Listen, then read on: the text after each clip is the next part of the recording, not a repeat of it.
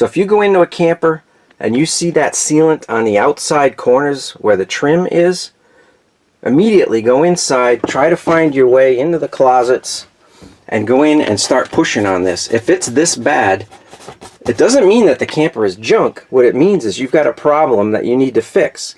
And by pointing this out, usually it's a negotiation component to drop the price of the camper. The intent of this channel is if you're handy and you don't have unlimited funds or want to go out and finance a very expensive RV and you want to get out there and camp anyways, my intention, or our intention, is to show you how to take something that could be very inexpensive because it needs some work, or something that is actually on the verge of being scrapped or discarded, and using that opportunity to get you out there camping and enjoy it. So like, subscribe, follow along, enjoy. It's going to be fun, entertaining, and hopefully educational. Good morning, folks.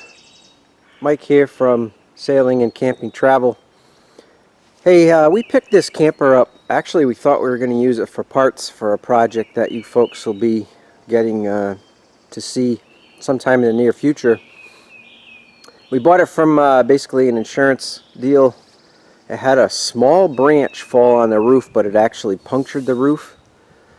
And at the time the camper was covered, and the branch that poked the hole in the roof actually pushed the cover inside the hole, and it sealed it up. So I really didn't get any water damage, but you can see that when the branch came down, it ruined the awning, and it put a pretty substantial dent in the siding, which we're going to address sometime in the near future. But I was going to park this camper out or use it for parts for another project, like I said.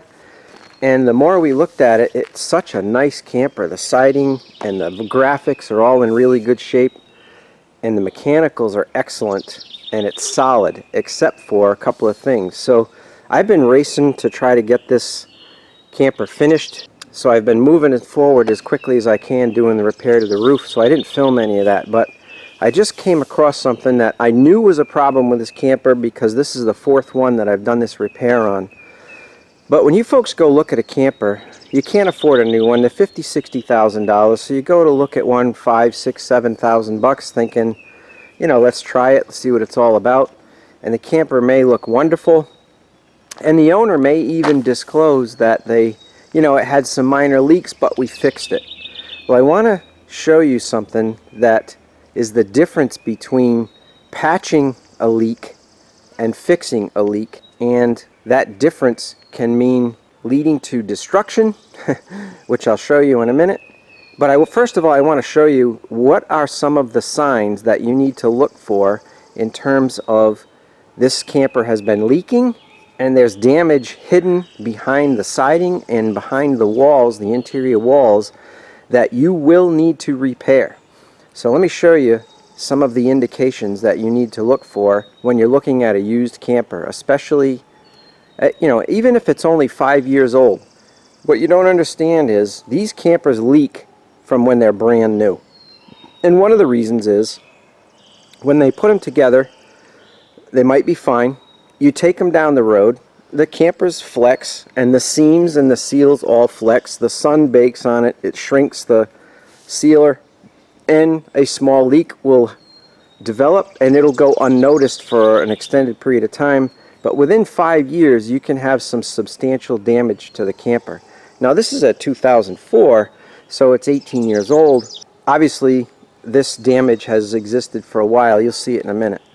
One of the primary sources of leaks on a camper, especially the corrugated side, aluminum sided, not the smooth sides. The smooth sides have their own problem. We'll cover that in another video because we have another parts camper right there that has all of the problems that smooth-sided campers have, and we'll educate you folks on the problems with that and some of the repairs. But for now, if you go and look at a camper and you see this, hopefully you can see all of the white silicone caulking that has been applied to the trim.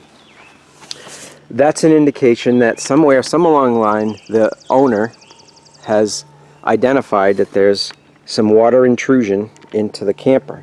Another thing is, when you start looking at where the corners are, if things are disconnected, that means whatever the mechanism, a staple or a screw that's attaching to the wood has deteriorated and that fastener has let go.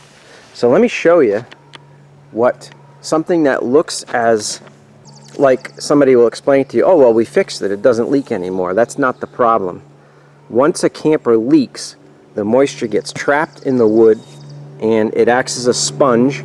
There's wool insulation in here that also saves the water in between the interior wall and the exterior wall, and it just sits there with it holding the water. They'll never dry out, and even if you seal it up, that damage just sits there and the wood rots and rots and rots, and next thing you know, you've got problems. Let me show you another place. Is one of the first places you should look. Again, the corners of the camper, all 4 exterior corners, are where the primary problems are that go undetected. And let me show you how to find them on the inside. So this is very typical of a camper with a front bedroom. It has the hanging lockers on both sides. Where do you go looking for the potential problems with leaks and where water damage can reveal itself to you and provide an indicator that you need to go and take this camper apart and fix those leaks and actually remove the damaged wood and replace it with wood that has strength in it again, and then seal it back up and prevent it from leaking in the future. Well, where do you go to find that? I know this is going to be difficult, but this is the inside of the cabinet and this is the trim in the corner. And see how I'm pushing on this and it's disconnected. What's happened is the water has gotten in here, and even if the previous owner has sealed the leaks up and there's no more water, this could be old damage that needs to be addressed, because this is paneling with a vinyl coating on it that provides the interior finish, and that paneling has delaminated due to water damage. Well, on the other side of that paneling is supposed to be structural vertical support that goes from the floor of the camper all the way to the roof. Well, the fact that I'm able to push on this means that that structural corner support is no longer there. It's turned into powder due to wood rot. And you can see this is true all the way down throughout the closet. So what does that mean? That means I have to take the aluminum siding off the front of this camper, undo the siding from the sides and that corner trim on both corners, and actually go in and replace that wood, pull the wet insulation out, replace it with dry insulation. Whenever I remove wool bat insulation, I put in the pink rigid foam board that the local building supply places sell. So if you go into a camper and you see that sealant on the outside corners where the trim is, immediately go inside, try to find your way into the closets, and go in and start pushing on this. If it's this bad, it doesn't mean that the camper is junk. What it means is you've got a problem that you need to fix. And by pointing this out, usually it's a negotiation component to drop the price of the camper. Just know that even though it doesn't cost a lot of money, it takes a lot of time. Just fixing this one corner is going to be an entire weekend. I'm talking 16 hours to take it apart, remove it, waterproof what stays behind, and then rebuild the corners and put it back together.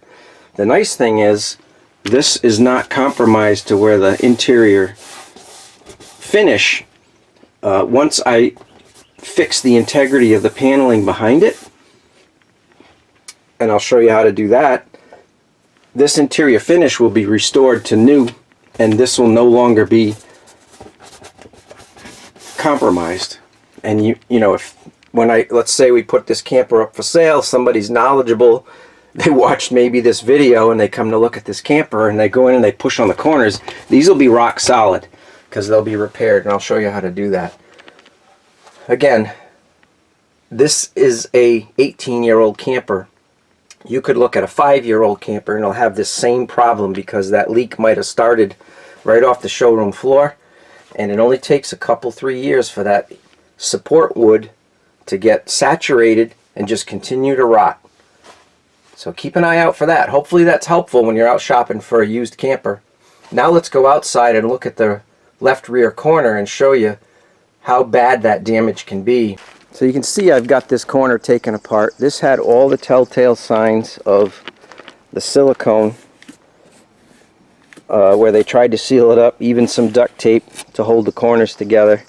So this leak had been going on for a while, and all as I've really done is taken the corner trim off, and this is the vinyl piece.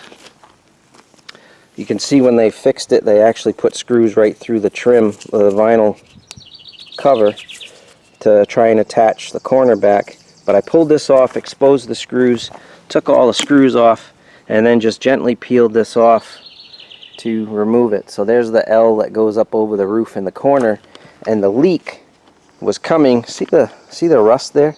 The leak was coming from way up here and then working its way down this corner piece all the way down, and the wood turned into powder. You can see the shrapnel down there. All I've done is I've pulled this out, pulled the staples out, and I'm going to use wooden wedges to hold this away so I don't have to take the whole back of the camper off. One of the things you have to be careful when you do this is if you push it too far, you'll kink the aluminum siding and you'll never get that out. You'll always see that kink even after you put it back together. So I'm trying to be very careful and only push this as far as I can get away with without ruining it. But this is what you're dealing with. This was completely powder all the way to the top. Now you might say, well, how do you fix that? Well, you have to remove it all at first. But these sidewalls have vertical structure right here, and then the back wall has another vertical structure right here, which is what absorbed the water and rotted. So when I put this back in, I can put these same screws that are here. Hopefully you can see that screw right there that the wood is rotted around. That's screwed in to a nice solid vertical structure that is part of the sidewall, where the corner is made between the sidewall and the rear wall. So when I put my new lumber in, I can screw it right through just like the factory did. It'll add all the vertical strength back to the corner, plus give me the good solid wood to put my staples back in and screw the corner molding back on.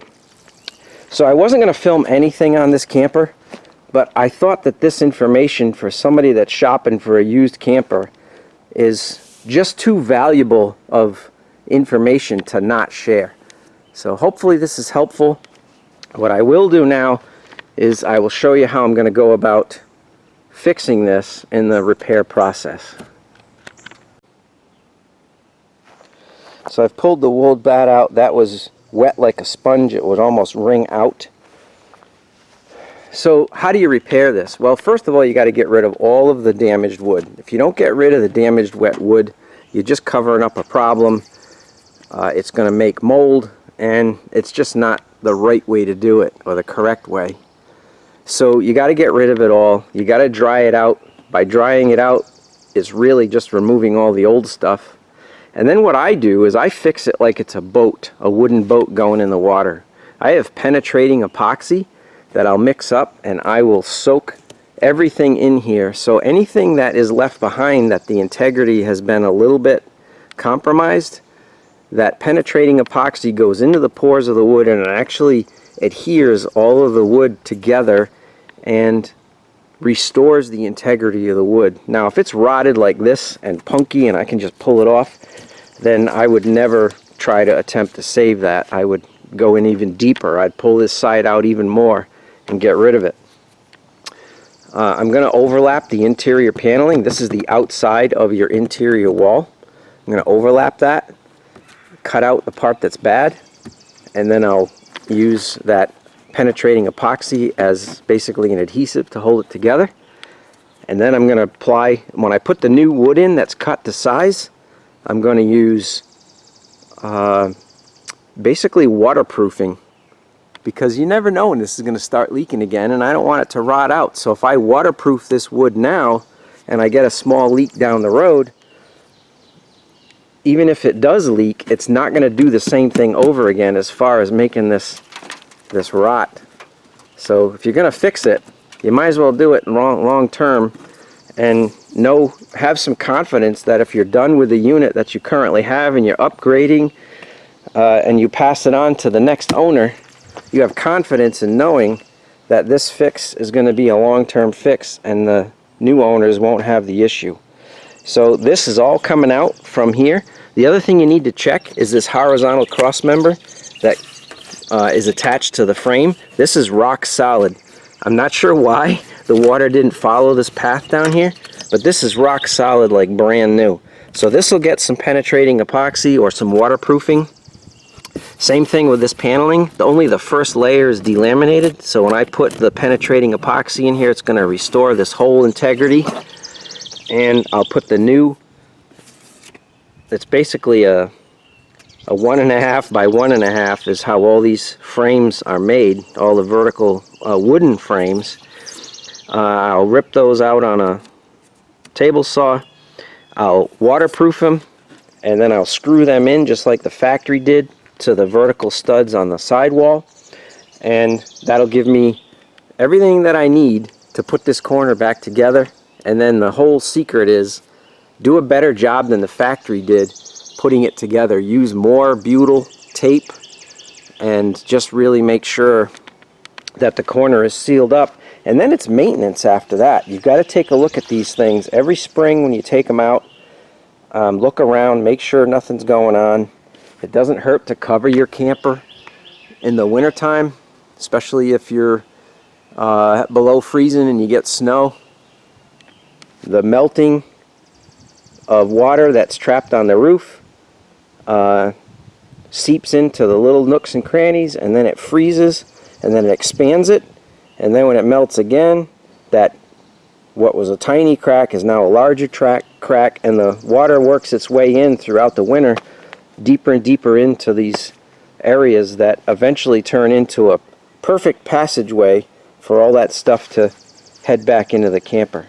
So that's it for now. I got to get back to getting all of the rotted wood out and getting it dry, and then I need to coat it with penetrating epoxy. While the epoxy is drying, I'm going to measure and cut the wood to put back in, and I'll get that on the workbench and I'll coat it with the waterproofing. And once you get it all stripped out, it doesn't take long to put it back together. The time is taking it apart carefully so you don't ruin the siding or kink it, getting all of the old stuff out, getting it clean and prepped to ready to put the new stuff back in. So I'll let you know what the progress is here down the road. I'll give you folks a hint when you're taking an old camper apart, or even a new one that has water damage. These little staples that used to fasten the aluminum siding to the stud that doesn't exist anymore, these will tear you to shreds. So I'm just saying, when you take this thing apart, the first thing you want to do is take these, I usually use a pair of pliers, get them loose and push them back out through the other side and get rid of them right away, because you think, oh, I'll do it later, but every time you reach in here, that thing's going to rake across your arms and your hands and tear you to shreds. So if you haven't had an updated tetanus shot, you'll need one after working on all these rusty staples. Alright, so what I did to hold this away is I just took some 2x4s and used them as blocking to hold this out. I removed the blocking for the taillight because this is a horizontal member and some of the debris and the moisture was getting trapped when that was in place. When I peeled away, hopefully you can see that, this is the vertical stud for the interior wall, and when I peeled away the stuff that was rotted, this is brand new wood here, or like new wood, all the way from top to bottom. So the paneling, you can see, is only sandwiched between the back wall and the side wall. And now that I've peeled away the old paneling, I've exposed the really good wood. So I will be waterproofing this to further protect this. This is the size, it's 1.5 by 1.5, that would normally be here. And what ends up happening is, because some of my paneling, the edges are a little gone, and I would have nothing to reattach my paneling to from the inside. If you go with a full 2x3, I've got another inch of material to attach the paneling to. So I'm going to actually make all of the replacement pieces of this out of the standard 2x3. And what that'll also do is, you can see that these horizontal cross members got a little tiny bit of moisture here, but by the time I put that 2x3 in, I'll be into the good material.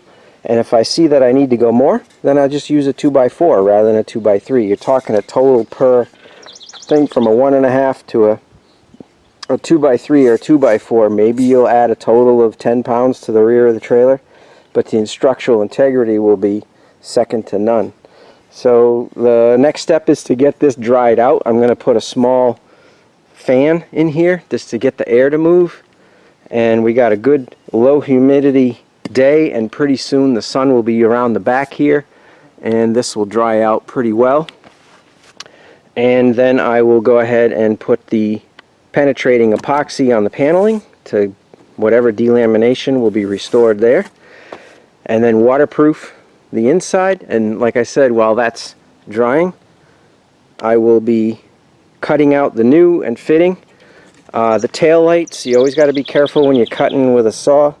The tail lights and the wiring are all passing through the walls, so when I put the new piece in, I'll have to make a provision for these to not get pinched, or make sure I don't drive a screw through them. So you can see that's just the tail light wiring, and then it piggybacks and goes over to the other tail light on the other side. This is for the marker lights heading way up top, and they're coming out of the marker light that's right here. So you just have to be aware, whenever you see one of these, just behind it inside the wall is going to be this going on. So when you're drilling, cutting, make sure you're not cutting your wiring off, because if you cut through these and short them out, you'll be blowing a fuse in your truck every time you hook to it. So, alright, I'm going to start dissecting it a little bit more. We're going to cut back the correct width so I can start putting in, or measuring and cutting the pieces to replace this, and get this dried out as best that I can.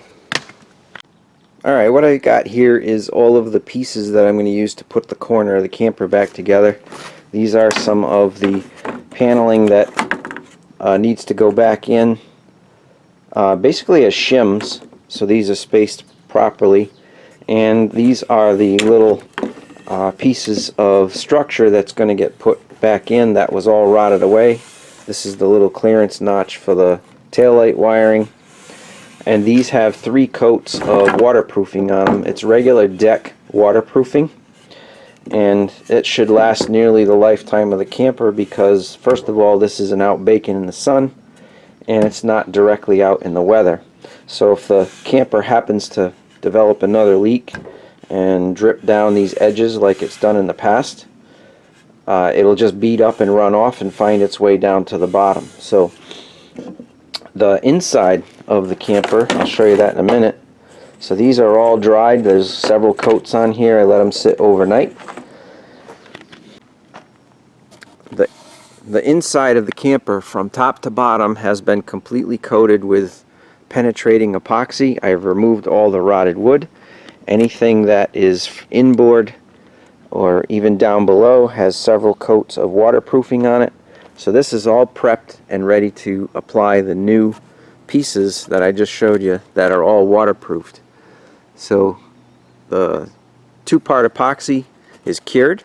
The wood is all actually got more strength in it now than it used to. And when I put this all together, I'm going to use the PL adhesive, so it becomes one with whatever's here. So because some of this paneling no longer reaches out and the staples don't fasten it again, when I sandwich it with the new piece of material that's going to replace it, and apply the PL adhesive, it'll all be adhered and captured by the new piece of material that's going back. Same thing with all of the components. It's got to reattach to the wall down here, PL adhesive everywhere, and put some structural integrity back in where it belongs. I've also got the foam insulation panels cut and ready to go in. I'm going to use PL adhesive on the backing of that as well. So I'll show you that as we start to put it back together. So we can start doing that now because all of the waterproofing is dry and all of the two-part epoxy is dry.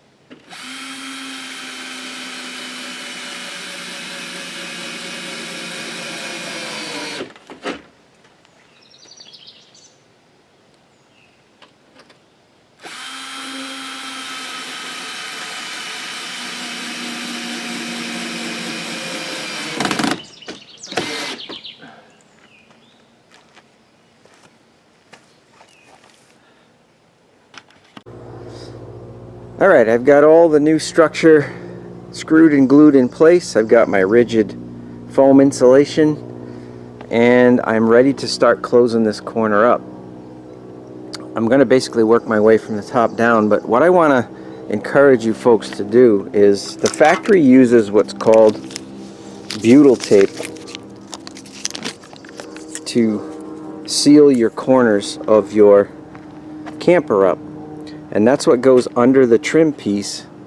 What I'm encouraging you to do is put butyl tape between the aluminum siding and the structure that you replaced it with, so when you screw the trim piece on, you actually are providing, and I'm going to restaple all this, by the way, so it's attached to the structure like the factory did, but when I do that, it's going to sandwich out both the front and the rear. So what I'm encouraging you to do is put butyl tape on the inside of the aluminum where it meets the wood and on the outside, and then staple it all together.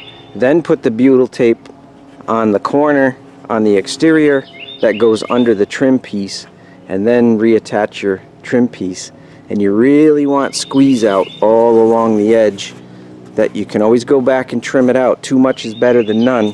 When you order this stuff for your own project, I highly recommend ordering double what you think you need, because when you peel this off, it gets stuck to your fingers, and there's always a little piece that you have to ball up and throw away, and you're never going to finish the job because there is a little bit of waste.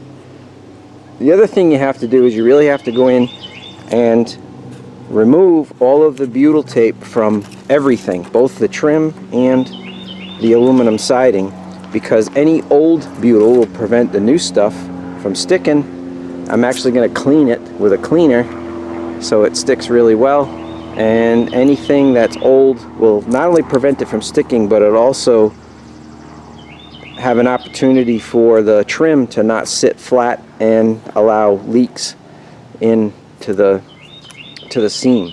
So I'm going to go ahead now and put my butyl tape on the inside, and then I'm going to go through and staple this all back to the structure, put the seams back together, and staple appropriately where those get reattached. This will get reattached to the vertical structures here. I'll remove the old staples and staple it back in. I have that little air staple there, and I have different size staples, and depending on what I'm doing. So it doesn't take a real or terribly long staple to put the aluminum siding back on, because you're only talking about a little bit of thickness, and then when you staple it, you should see some squeeze out from the butyl tape. Alright, I'm going to start at the top, make sure that there's a really good layer of butyl tape between the roof membrane and everything else, and then when I put the trim on, hopefully I have double the protection to prevent leaks than what came from the factory. Alright, what I wanted to show you here is this is how the factory trims the siding. You know, they're in a rush, it's going to get it covered up, they don't spend a lot of time on it, but look what happens when you fold the rubber roof around. There's a potential that a lot of the leaks are caused at the factory because this sharp edge is, as soon as they install the trim, it's slicing through the rubber roof. So what I'm going to do is take my hammer here and just roll that edge over, and then put my butyl tape down so it's between the membrane and the aluminum siding, and hopefully the chances of this cutting into that rubber membrane is eliminated. Okay, you can see I've rolled that edge over, so now it's a nice smooth edge when this comes down and around. I've got my first layer of butyl tape between the membrane and the wood, and then I'm going to roll that down, and then I'm going to put a second layer on, and I'm super overkill on these corners, because that is what causes all of these problems. So I'm really trying to go the extra mile to make sure that it's a long-term fix and it never happens again. So I'm encouraging you to, you know, the butyl tape's like, for a 50-foot roll, it's only a few bucks. If I'm using another foot here and it prevents this issue from ever happening again, then my job was done well. So alright, I'm going to get back to it. I'm going to put my second layer of butyl on there. I'm going to roll this around, and that'll be ready for the trim. This is the old adhesive that, you know, the folks kind of go overboard on trying to seal it up. I'll use a heat gun to get this to go out of the way, and I'm actually going to use this EPDM tape. And I'll tell you what, this stuff is like a vulcanized patch. It sticks to this roof membrane super well, and I'm actually going to overlap that tape all the way over to the edge like the manufacturer recommends, similar to what was done here previously. So I'm going to do the same thing on this whole corner to make sure that if water comes down and it happens to puddle in this area, it's just going to go on that membrane and come right down to the gutters. So alright, I'm going to try and close this whole corner up here today. Alright, I've got the layer of butyl tape between the side wall and a layer between the rear wall exterior siding. And one of the reasons why I think this is important, and you know, it's expensive for the factory to do this because it takes time and materials, but when you're making a repair and you want to do preventative maintenance while you're doing it, is what happens is the factory staples this directly to the wood. There's no sealant between that staple and the wood. By putting the butyl tape down now, not only are you sealing between whatever gets between the vinyl siding or whatever might come from the exterior under the vinyl siding to the wood, but also when you shoot the staples in, and even when you put the screws in for the trim, there's material here for a seal to be created between the threads going in and the screw itself. So if water is going to follow the screw head, it's going to follow the staple. If you provide a seal mechanism between it and the wood, hopefully, even if the butyl tape gives up or hardens or whatever, the water is not going to follow the staples into the wood and just continue to create the situation all over again. Again, it might be overkill. I only like to do things once. I try to do them correctly. At least in my opinion, it might be correct. If somebody was getting paid to do this job, they might just you know, do the standard procedure, put it back the way the factory does. I like to solve problems and eliminate them, so especially if it's something that I'm going to use.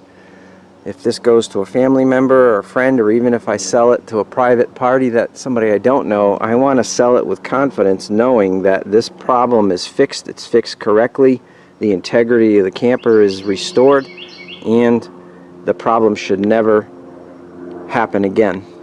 So I'm going to switch over to the shorter staples, and then I'm going to start reattaching the sides, and then I'll put another layer of butyl tape on the outside of the corner, and then the trim can go back on. One thing you're going to want to have is a bucket to keep all the old screws and staples, and make sure they make it into your bucket, because surer than anything, they'll end up in your tire or your kid's foot, and it'll be a trip to the emergency room. Alright, so what I'm going to do is I'm going to start stapling this side in. And you have to look at basically the witness line of where the old trim ended, and make sure your staple is not outside of that. Make sure it's under it. I only got basically 1/4 of an inch of room to place my staples, so they're not outside of the trim. So I've only got like 1/4 of an inch of room to place my staples, so they're not outside of the trim.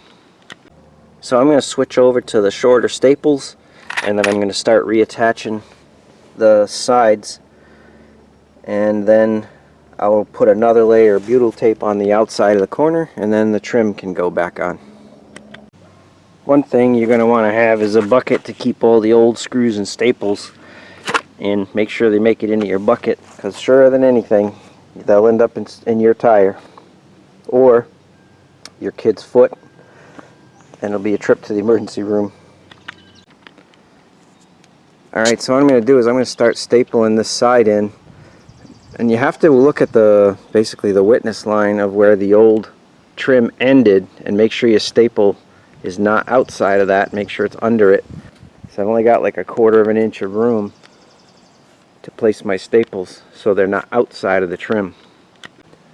Alright, so I got the corner all sealed up prior to putting the trim on. You can see I've got some squeeze out of the butyl tape after the staples made it in.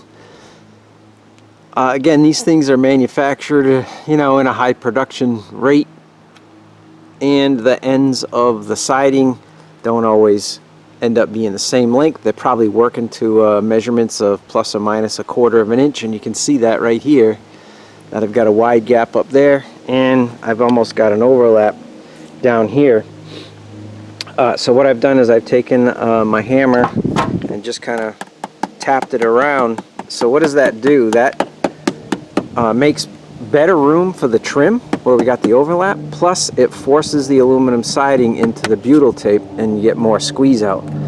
Even without the trim on here, the fact that I've got the butyl tape in the entire corner and then it's squishing out, this has probably got as good a water seal, if not better, than it had from the factory with just the butyl tape on the outside. I was able to get the siding all back in shape without kinking it. That's always something that you need to pay attention to, because once you kink it, you'll never get that kink out without replacing the siding, and that's money I just don't want to spend. So I just finished cleaning all of this old butyl tape.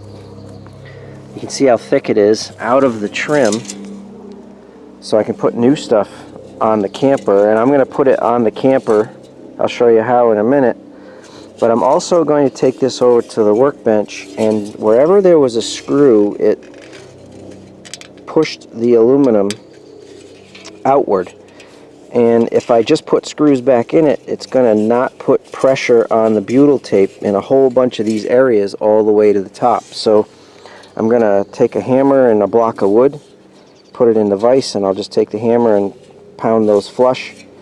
And I'll show you the different type of screw that I use that minimizes that issue but also seals better. So I'll show you that in a minute. So this probably took more than 20 minutes to clean just the butyl tape off, and I got a whole pile of it here on the ground.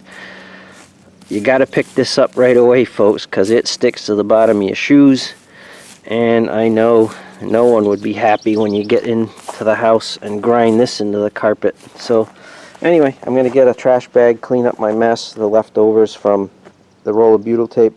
Also, what I need to do is I need to go up and put the final touches on that top corner, because that's usually where all the leaks originate from, and then it makes it behind the trim, and then it makes its way in as it goes down and saturates that wood.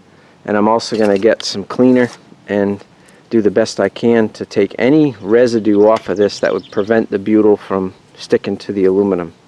So I got a little bit of cleanup work to do.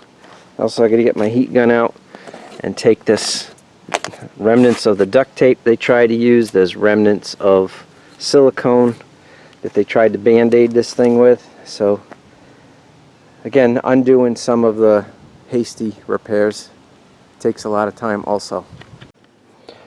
Alright, so what I did was I took some of the EPDM tape and put it on over and down to the drip edge. Then I put the butyl tape down, and the trim is going to go over this up to at least that far. And I've got the corner covered up with the butyl tape, and the trim will push against this side and extend out to about here. So I'm ready to actually put that on. I took and cleaned this out good, and I straightened all the holes out that with a block of wood and a hammer, so when I screw it down and it tightens up, the dent that was already sticking out of the trim doesn't bottom out on the siding and prevent the squishing of the butyl tape on the internal part of the trim. So let's see how I make out. So I'm drilling at an angle, putting my screws in so it pulls the trim towards the camper and then simultaneously down at the roof. Let's see how that works.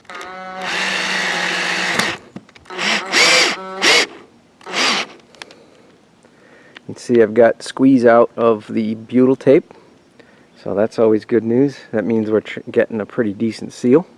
So this is a comparison of the screws that came out from the factory, and this is what I'm using. These are actually roofing screws for metal roofing. They actually have a gasket and a washer. And the reason why I like these is, first of all, they go a little deeper into the wood, so especially if you've got some wood that's slightly compromised, it'll go deeper into the wood structure to dig into it and pull the trim in place.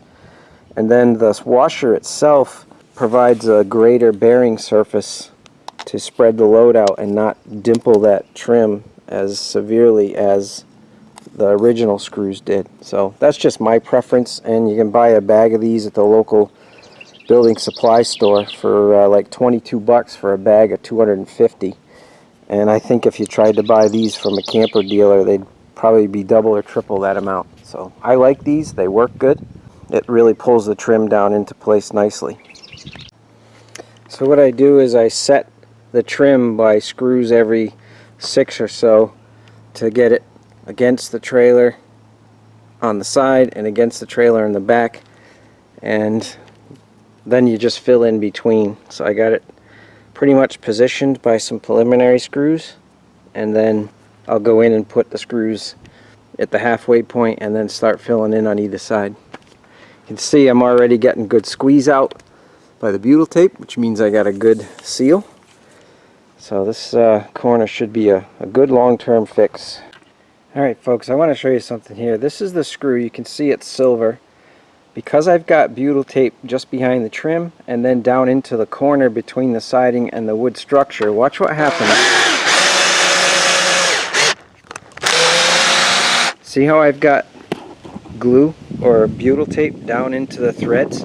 So that means the butyl tape is winding onto the threads as I thread it in, and it's providing a seal all the way through and probably carrying it all the way into the wood a little bit.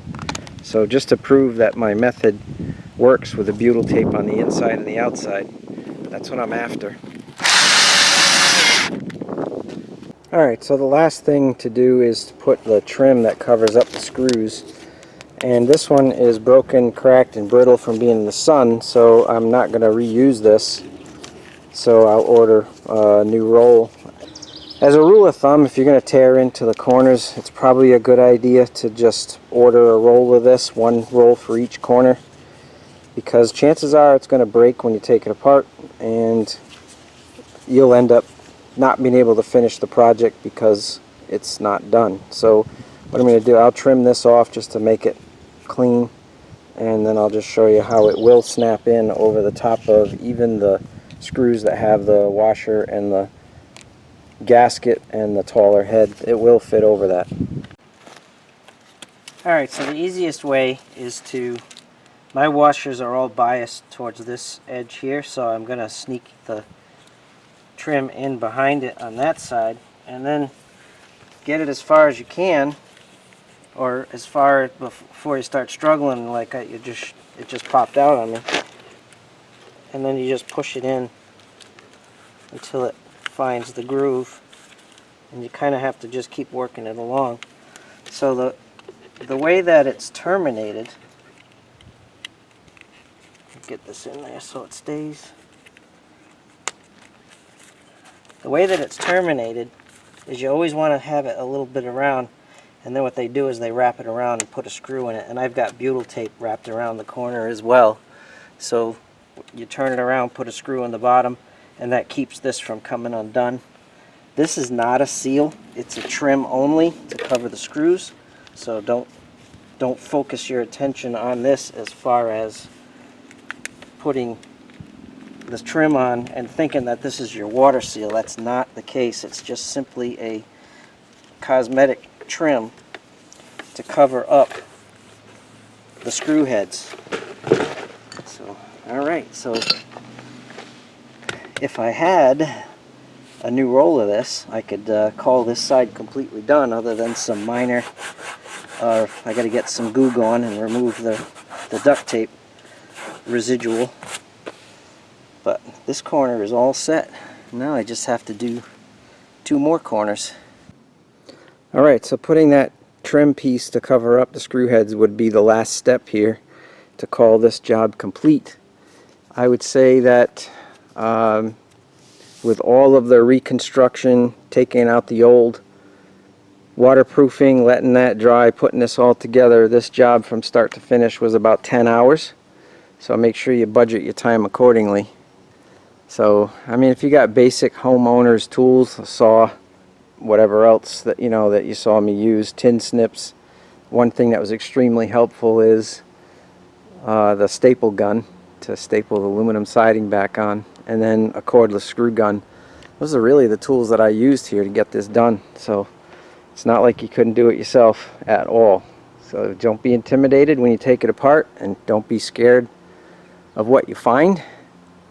You get rid of the bad, work your way to where you find the good stuff, preserve that with some sort of epoxy or waterproofing, and then put new material back in that's been treated to survive.